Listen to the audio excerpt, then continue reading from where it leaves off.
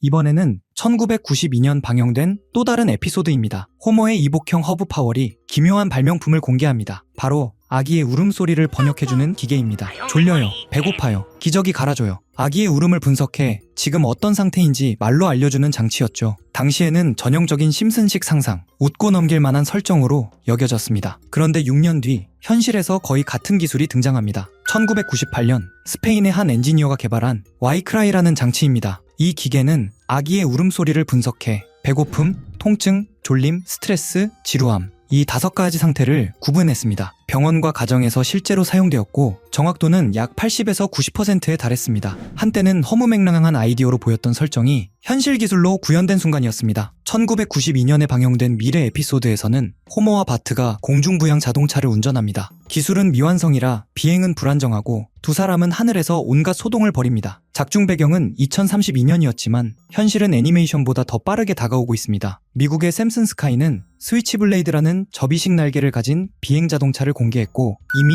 2,700건이 넘는 예약 주문을 받았습니다. 도로 위 교통체증을 하늘로 넘어 해결하겠다는 이 개념은 더 이상 공상과학이 아닙니다. 가장 소름 끼치는 예언은 바로 로봇 사회입니다. 2005년에 방영된 에피소드에서는 미래의 의료 시스템을 묘사하는데요. 인간 의사 대신 정교한 의료 로봇이 환자를 진단하고 치료합니다. 하지만 로봇의 대응은 기계적이고 차가웠죠. 반면 인간 의사는 끝까지 따뜻한 공감을 전하려 했습니다. 여기서 심슨은 결정적인 경고를 던집니다. 바로 로봇의 해킹과 오작동입니다. 에피소드 속 의료 로봇은 해킹을 당해 오히려 환자를 공격하는 살인기계로 돌변하고 놀이공원의 동물 로봇들이 폭주하며 대혼란을 초래합니다. AI와 로봇이 우리 일상 깊숙이 자리 잡을수록 시스템의 작은 에러 하나가 인류에게 치명적인 비극이 될 수 있음을 심슨은 수십 년 전부터 역설해온 것입니다. 이야기는 학교 학부모 참관 수업에서 시작됩니다. 호모와 마지 대신 할아버지 에이브러햄 심슨이 참관하게 되죠. 에이브는 여기서 자신의 화려한 과거를 꺼냅니다. 그는 제2차 세계대전 당시 미군 특수부대의 플라잉 헬피쉬의 일원이었고 놀랍게도 그 부대원 중에는 스프링필드의 최고 권력자 미스터 번즈도 포함되어 있었습니다. 전쟁 중 그들은 독일의 한 성에서 엄청난 가치의 예술품과 보물을 발견합니다. 하지만 이를 국가에 반납하는 대신 그들은 은밀하고 위험한 계약을 맺습니다. 바로 마지막 생존자 한 명이 모든 부를 차지한다는 소름 돋는 계약이었습니다. 이 장면, 최근 우리가 마주한 현실과 너무나 닮아있지 않나요?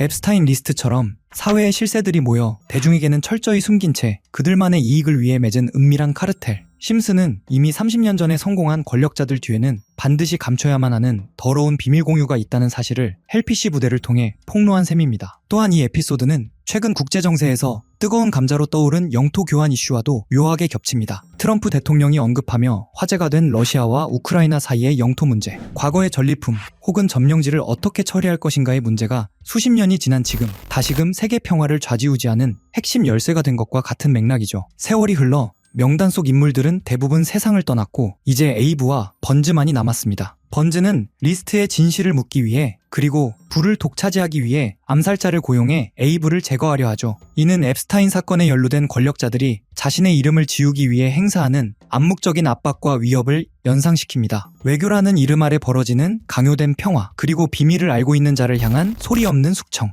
번즈가 에이브를 압박하듯 거대 권력을 가진 집단이 진실을 말하려는 자를 침묵시키는 현실은 만화보다 더 만화 같습니다. 1993년 12월 방영된 심슨 가족 시즌 5. 이 에피소드에는 라스베이거스의 전설적인 마술사 듀오를 패러디한 건터와 에른스트가 등장합니다. 그들은 무대 위에서 희귀한 백호와 함께 화려한 쇼를 선보이죠. 그런데 공연이 한창이던 그때 갑자기 백호가 돌변하여 마술사를 덮치는 장면이 나옵니다. 이 장면이 방영되고 정확히 10년 뒤인 2003년 10월 라스베이거스의 실제 마술사 로이 혼이 공연 도중 자신이 아끼던 백호에게 목을 물려 중상을 입는 참혹한 사고가 발생합니다. 마술사가 듀오라는 점, 장소가 라스베이거스라는 점, 그리고 무엇보다 흔치 않은 백호가 공격의 주체였다는 점까지 모든 것이 10년 전 심슨이 그려낸 각본과 소름 끼칠 정도로 완벽하게 일치했습니다. 그런데 여러분, 심슨이 그린 가장 공포스러운 예언은 아직 우리에게 닥치지 않았을지도 모릅니다. 바로 2026년을 겨냥한 경제 붕괴에 대한 경고입니다. 최근 세계 경제는 걷잡을 수 없는 혼란에 빠졌고 그 중심에는 미국이 있습니다. 지난 2020년 미국이 무려 3조 3천억 달러라는 천문학적인 돈을 찍어냈던 것을 기억하시나요? 수많은 경제학자들은 이 막대한 통화량이 결국 통제 불가능한 인플레이션과 대규모 경제 붕괴를 초래할 것이라 경고합니다. 사람들이 집과 직업을 잃는 아비규환의 상황. 심슨은 이미 이 비극적인 시나리오를 에피소드 곳곳에 심어두었습니다. 심슨 가족이 가상화폐까지 예언했다는 이야기를 들어보신 적 있으신가요? 바로 프링크 코인 에피소드 때문인데요. 흥미로운 건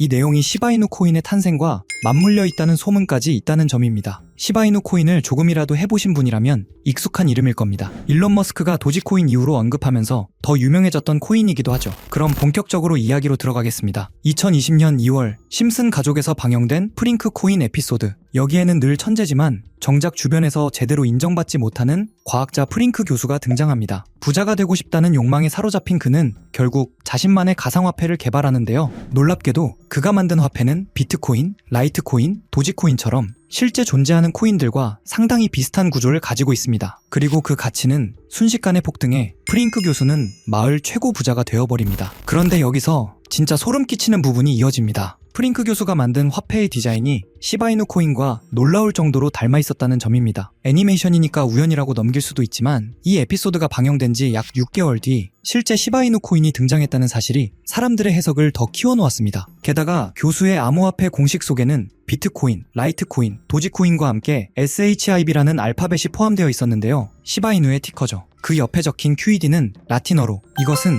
보여져야 할 것이었다 라는 뜻이죠. 이쯤 되면 정말 단순히 우연이라고만 보기 어려워집니다. 사실 심슨 가족이 예언했다고 불리는 사례는 이미 300건이 넘습니다. 그 중에는 암호화폐와 관련된 내용도 적지 않은데요. 대표적으로 NFT가 있습니다. 한때 수천억 원에 거래되던 NFT는 지금 대부분 가격이 폭락해 사실상 무가치가 되어버렸죠. 그런데 재미있게도 심슨 가족은 2020년에 이미 NFT는 쓸모없다 라는 대사를 내보낸 적이 있습니다. 그리고 그 말은 지금 현실이 되어버렸습니다. 이쯤 되면 정말 궁금해집니다. 이 모든 게 단순히 예측력이 뛰어난 몇몇 시나리오 작가들의 센스일까요? 아니면 우리가 아직 알지 못하는 거대한 정보망과 어딘가 연결되어 있는 걸까요? 심슨 가족은 이후 수많은 에피소드에서 미래, 사회변화, 그리고 코인과 관련된 장면을 계속 등장시킵니다. 배경에 슬쩍 보이는 비트코인 결제 간판, 바트가 만든 민코인이 실제 화폐처럼 쓰이는 장면, 그리고 프링크 교수가 만든 가상화폐가 마을에서 폭등하는 이야기까지. 하지만 가장 유명한 장면은 따로 있죠. 피라미드 모양의 외눈 캐릭터가 등장해 심슨 가족에게 지금 코인을 사라 라고 말하는 대사. 방영 당시엔 그저 지나가는 농담처럼 보였지만 몇 년 뒤 비트코인 붐이 터지면서 다시 주목을 받게 됩니다. 왜냐하면 그 캐릭터의 모습이 일루미나티 상징과 똑같았기 때문입니다. 이후 수많은 음모론이 생겨났습니다. 일루미나티 같은 비밀 조직이 심슨 제작진을 통해 메시지를 흘리는 게 아니냐는 주장도 등장했죠. 특히 코인 관련 예언성 장면이 많다 보니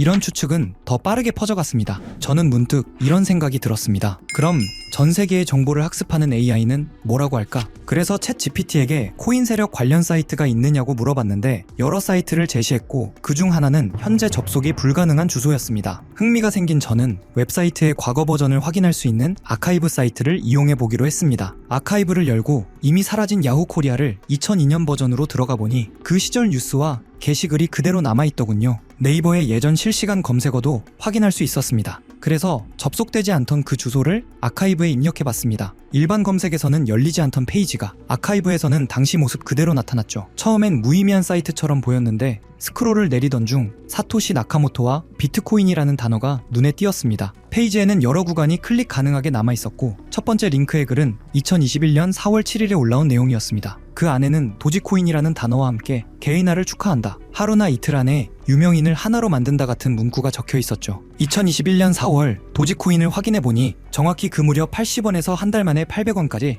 약 1000%의 상승이 있었던 시기였습니다. 게다가 폭등의 중심엔 일론 머스크가 있었죠. 문구의 흐름과 묘하게 겹치는 대목입니다. 여기까지는 그럴 수도 있지라고 생각했습니다. 하지만 두 번째 클릭 구간에서 또 다른 글이 등장했습니다. 2021년 7월 엑시 인피니티라는 이름과 함께 NFT PE 이 관련 표현이 적혀 있었는데 실제로 엑시 인피니티 역시 7에서 8월 사이 1000% 넘는 상승을 보여준 시기였습니다. 마지막으로 클릭된 구간에는 2025년 12월이라는 날짜와 함께 한국 거래소에도 상장된 한 코인의 이름이 적혀 있었고 RWA 중심의 미친 상승률이라는 표현이 등장했습니다. 해당 코인을 찾아보니 최근 10월 이후로 30% 이상 이미 상승한 상태였습니다. 이런 흐름을 보다 보면 정말 이런 곳에서 거대한 세력들이 정보를 주고받는 걸까? 라는 생각마저 들 정도였습니다. 실제 계획된 흐름처럼 보이는 사례가 몇 차례 있었기 때문이죠. 자, 그럼 이번 영상에서 봤던 사이트에서 발견한 종목 알려드릴 건데요. 일단 좋아요와 구독 한 번씩만 눌러주시고요. 제 개인 번호 다들 아시죠?